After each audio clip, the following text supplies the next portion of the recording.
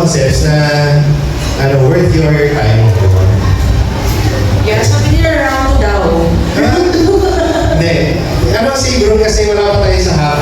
So itong third dish natin, this is the halfway dish natin. So this is actually our first course. So siya yung first natin. Kasi tapos na tayo sa salad, nag-starter na tayo. So this is our first course, this is a pasta. So we call this the Dak Galbi Assassina. Dak Galbi Assassina. Wow. So, Wow. Pang spelling bee. Pang spelling bee. Spelling bee. But it's really a fusion of different concepts. So, i-break down lang natin yung dish na to. So when you say Dak Galbi, D-A-K, spelling, D-A-K-G-A-L-B-I. So it's a Korean dish. Basically, it's a marinated chicken na you mix with mozzarella, you mix with tteokbokki. So, parang siyang Korean noodle.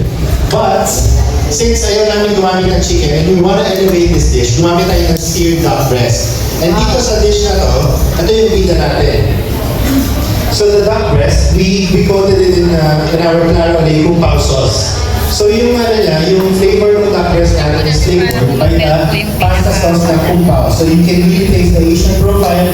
It's gonna be very sweet. It's gonna be made thick and spice.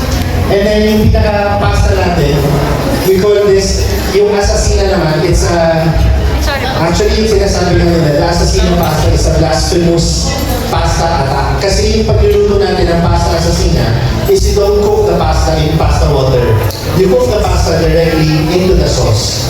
So, malalasahan natin na the pasta is gonna be a little, may konting siya, how do you call this? Yung, may konting resistance yung pasta natin. So we cooked it in our Claro Lei chunky tomato with basil sauce. So doon natin siya niluto. And what's really crucial about the assassina pasta is yung sokarat yan. So para kang kumakain ng paella. So it's gonna be like may mga toasted parts siya. So sinusunog talaga natin siya. It's really parang you get to enjoy that nice smoky profile from the burnt nung pasta natin. But at the same time, it's gonna complement the entire dish. So, even more to highlight the smokiness, nilagay din tayo ng hickory barbecue sauce dun sa ating pasta. So the hickory, primarily hickory, is not just for marinade. You can also use it to heighten or emphasize the smokiness of your pasta dish. And then on top of our Dak Galbi Assassina, naglagay din tayo ng gochujang butter.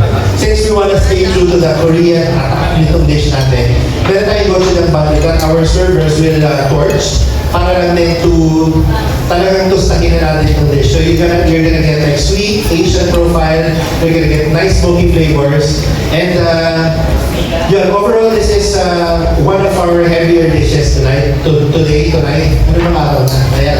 So today, it's gonna be one of our heavier, and really in terms of playfulness, I think this is the most playful kasi we incorporated a lot of different concepts to make this pasta work. So we're gonna serve it with a piece of focaccia and some fresh basil leaves para lang din to balance out the really dense and very smoky pasta. So I hope you guys enjoy our version of the Dak Galbi Assassina.